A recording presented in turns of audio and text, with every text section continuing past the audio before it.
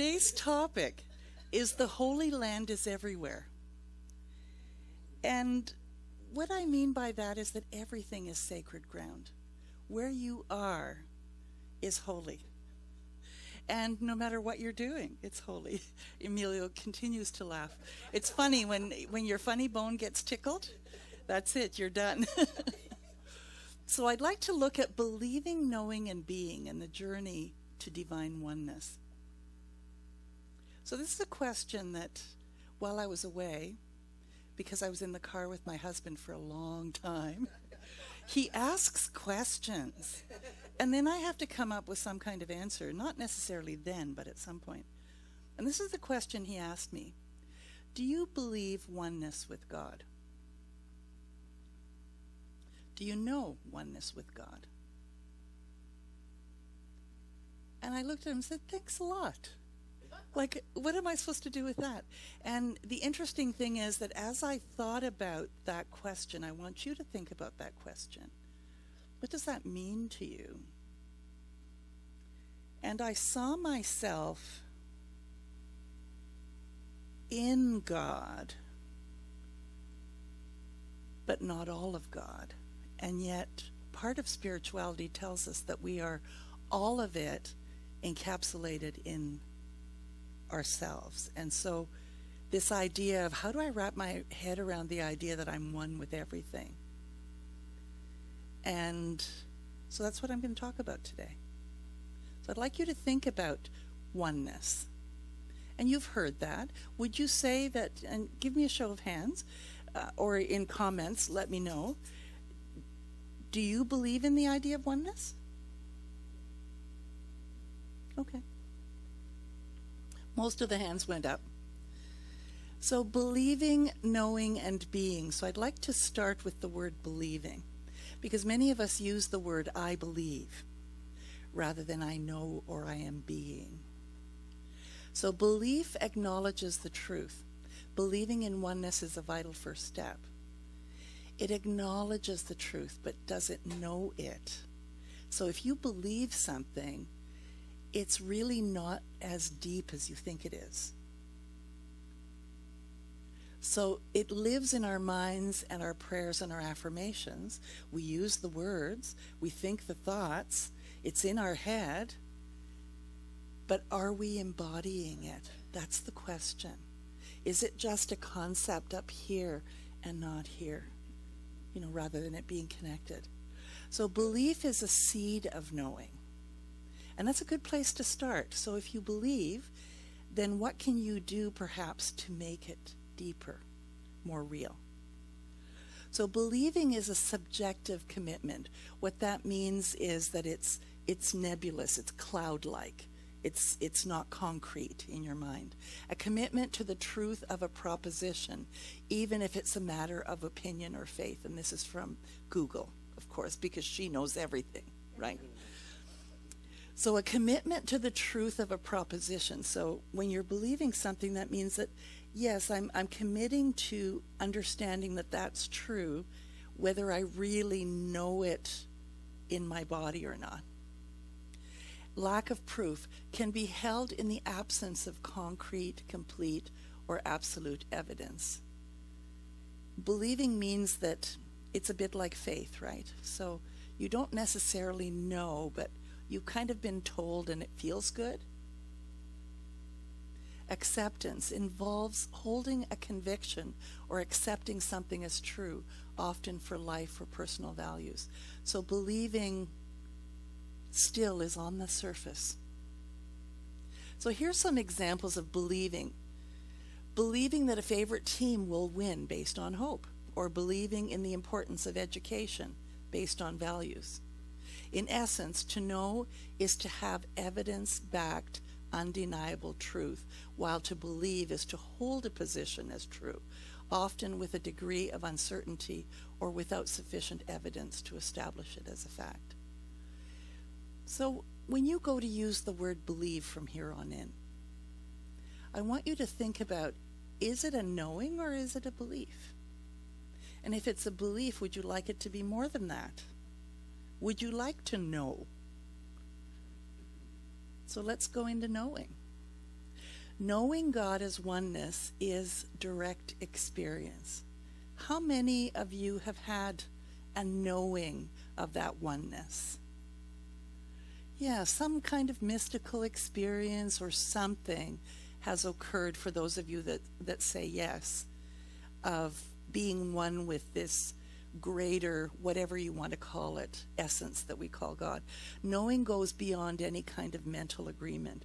It's like somehow you cannot describe it to someone else. You could try, but you just know. So knowing God as oneness is a direct experience. It's a spiritual realization. It's a felt sense.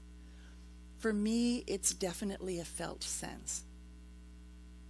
I remember waking up one morning in that time just between sleep and being awake, and I felt embraced by this thing that I call God. And I had never felt such a love in my life. It was the most incredible thing, and yet it was so elusive, because the moment I noticed it, it was gone. It's a bit like a dream where you try to capture it, but it just kind of goes away. And I remember thinking, okay, may I have those types of occurrences more often, because this was a really good reminder. So to know God is to awaken to what's already been true. And that too was a learning curve for me. You know, they talk about the truth with a big T. What does that really mean? And what that means is that inner sense of knowing that there is something that I can't prove to you, but I know in my heart it's true. So let's look at being. Being a part of God is living the truth. And in unity we have 5 principles. Anybody know all 5? Somebody said they used to. We have actually a little poster on the back entryway so that anyone who wants to, you can go there and check to see if you remember them correctly. For those of you online, you could look it up if you want. But the first one is that God is all there is, and God is good, and that I am one with God, and that there is absolutely no separation, that I am one. And yet, many times we are not taught what does that oneness actually mean. We have this idea that we're like a drop of water in the ocean, is that idea of oneness. And the third one is that through our thoughts and prayers, we create our life. And so that's principle number 3. Principle number 4, can you guess?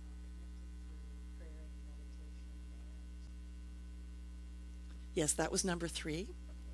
So number 4 is gratitude. To have gratitude allows you to be in a space of allowing it to happen. And number 5 is putting feet to your prayers, to your ideas, to your concept of what God is, to take action. Like, you can't just sit there. Well, maybe you can. Just sit there and say, okay, well, you know, I'm going to now experience whatever.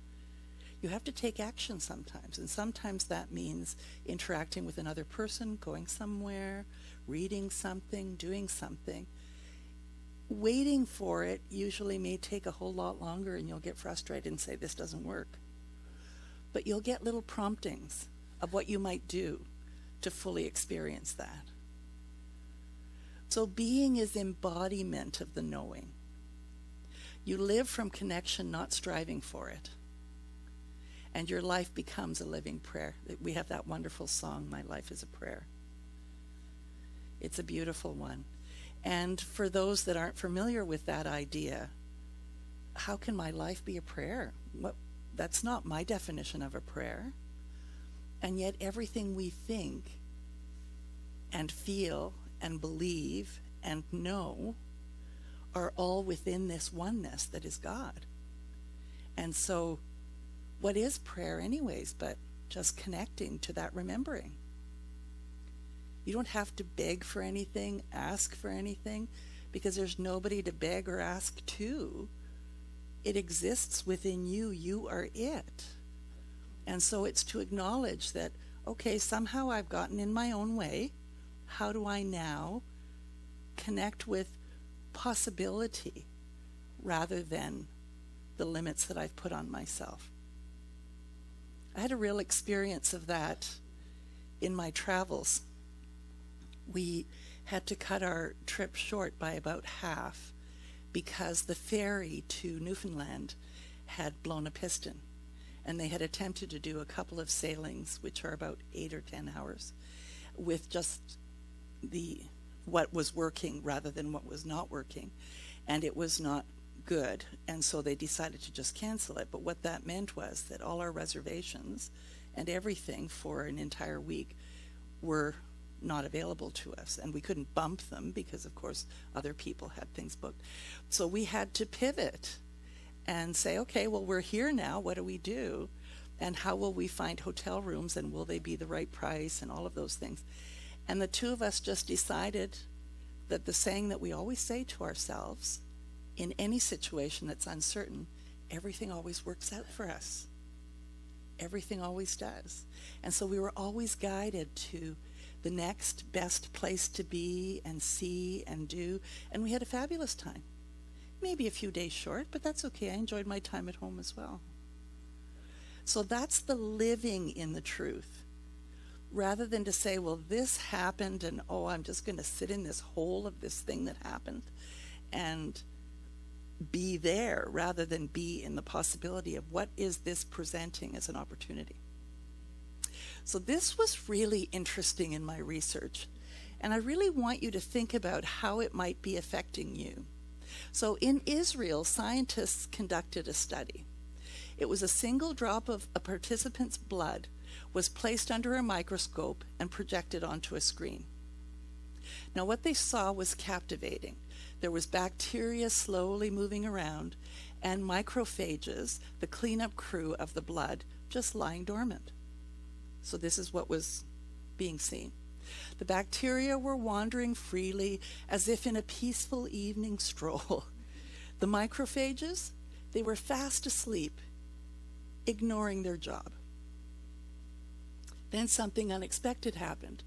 The participant was shown a funny movie, and as their mood lifted, the macrophages in between the glass suddenly woke up. And one of them rolled over to a nearby bacterium and started devouring it with real enthusiasm. And it wasn't lunchtime. This was science. So your mood, what you are being, directly influences your immune cells. That's that oneness idea. And here's the twist. The blood sample had been separated from the participant and was actually in another room. I think it was actually in another building, which is really amazing. So somehow the change in the participant's emotional state affected the blood at a distance. Now, just even on the surface, the implications of that are really quite something. So when the researchers switched to a horror film, the opposite happened. The bacteria became energized, multiplied rapidly, and even started attacking the macrophages, forcing them to retreat. The state of your consciousness actually plays a critical role in maintaining your inner ecosystem. So if you're constantly in stress or fear or surrounding yourself with negativity, with nothing to balance it, because life is negative at times, so you need to find time to balance it, to bring back that possibility of health and equilibrium. Does that make sense? And it doesn't stop with you. This is the interesting thing. Since your relatives share your bloodline, your emotional states can influence their immune systems too, and vice versa, even across continents. And this is what some call family immunity. I remember my son being in Cuba, and he fainted in the pool. They had just arrived, and he was really exhausted. And he fainted in the pool because they were playing some sports with a ball. And at that moment, I felt it, that something had happened to him. And I couldn't reach him, so I had no idea. And I thought maybe it's just my crazy imagination. But when he came home from Cuba, he said, oh, right at that moment, that day, I fainted in the pool, and they had to lift me out before I lost consciousness. And I thought, wow, so this connection with bloodlines. And I've had that similar connection with people who are just friends that I know really well. I had a boss who fell off a roof. He was cleaning the eaves troughing. And that morning, it was a Saturday morning, and he was an old boss, so I was working somewhere else already at this point, but we were both hairdressers. And he fell off and broke his arm right here. And that morning, that arm was so sore for me, and I had no idea what I had done. And he called me that afternoon, once he had had the surgery, and said, my clients are going to need somebody to help them for the 6 weeks that I'm going to be off. Would you be able to help me? Because I just broke my arm. And I went, it's funny that you say that. I guess I knew that. I didn't know who it was, but I knew that. Again, that oneness. So a watchmaker once shared a story. Whenever his left index finger would start twitching, making his delicate work impossible, he wouldn't massage it or take supplements. He'd call his mother, thousands of kilometers away, and say, Mom, you're worrying again. Stop it. I can't work like this. So isn't that interesting that he knew and she knew, and of course confirmed his thoughts. So even mild maternal anxiety was enough to affect his physiology. So this is not limited to family. It's limited to the world and everyone that we come in contact with, and even those that we don't come in contact with. So the takeaway, the old saying is, it's my life and I'll do what I want, is actually outdated. Because you have a responsibility not only to keep yourself as healthy and vibrant as you can, but you're also affecting everyone around you. So, we talk about that, about how you are being affects the world. That's how it right down to a cellular chemical level does. So your mental state impacts not just your health, but the well-being of those you love and beyond. So I want you to really, really take that in and recognize that you don't have to worry about anybody or any of that for them to be healthy. You just need to be really happy and serene and harmonious and in charge of your own thinking, and you are going to do more for those in your family than you could with anything else. Seems like a nothing thing to do, doesn't it? But how often do we remember to do that? That's the question. So find ways to cultivate joy, laughter, inner harmony. Not just for yourself, but for the entire Earth tribe. I tried doing my art in the car. It was too bumpy. I couldn't do the detail I wanted to do. So I didn't end up doing much artwork while I was away, but I connected with the oneness of the two nieces that we were visiting. And I created a couple of pieces, one for each of them, based on what my sense was of them and what I had seen. And then let them, without knowing which one they were picking, pick one. And I had written a little affirmation on it about those. And they were really surprised at how bang on it was for what it was that they had going on in their life. Again, that oneness. So how can you cultivate joy? For you. I mean, we had a meditation this morning, was on playfulness. I know my monkey mind was saying, yeah, like when do you have time to be playful? What does playful really mean? To me, I grew up with the idea that if you're silly and you're being boisterous, that, that's too much. That's takes up too much room and too much space and too much energy. I've since learned that, and, it was picking a husband who laughs all the time too helps. That's one of the ways that I've cultivated joy. So how do you cultivate joy? Maybe it's just digging in the garden. Maybe it's your favorite pet and going for a walk. Maybe it's things you would never tell me, but you know that it's joyful for you. But you can tell me later if you want. Don't put it in the chat though, okay? So this reminds us of Norman Cousins, who famously healed from a terminal illness through laughter. You've heard of Norman Cousins? His story, told in a book called Anatomy of an Illness, which was in 1976, showed that positive emotions can activate the body's healing systems. So he didn't have to focus on anything else but just laughter.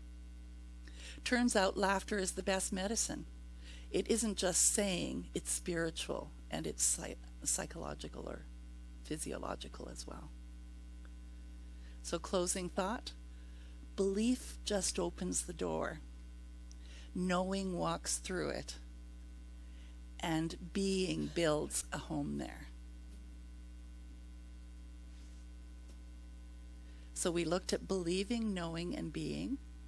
Where are you in this idea of God and oneness and your oneness with it? Do you believe it? Do you know it? Are you being it? Do you behave in such a way that you know that your life is created through you from this greater love that is the universe? Because the Holy Land is everywhere. It's right where you are. And if you find yourself in a situation and say, what am I doing here? You're exactly where you need to be in this moment, whatever that is, until you choose to be somewhere else. And so it is.